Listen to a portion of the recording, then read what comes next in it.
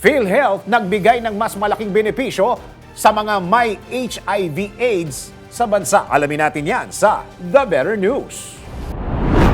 Balitang mas maganda pa sa good news. DWIZ, The Better News.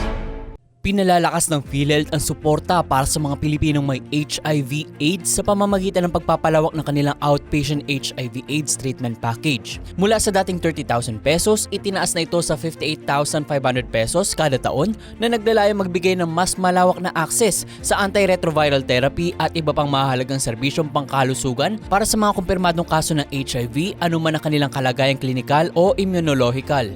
Ang package na ito ay maaaring ma-avail sa 234 na PhilHealth accredited na DOH-designated HIV treatment facilities sa buong bansa. Noong 2024, umabot sa 1.66 billion pesos ang naipamahagi ng PhilHealth para sa 176,819 outpatient HIV/AIDS treatment benefit claims na nagpapakita ng kanilang patuloy na dedikasyon sa pagpapabuti ng kalusugan ng mga Pilipino. At yan ang balitang mas maganda pa sa good news, The Better News.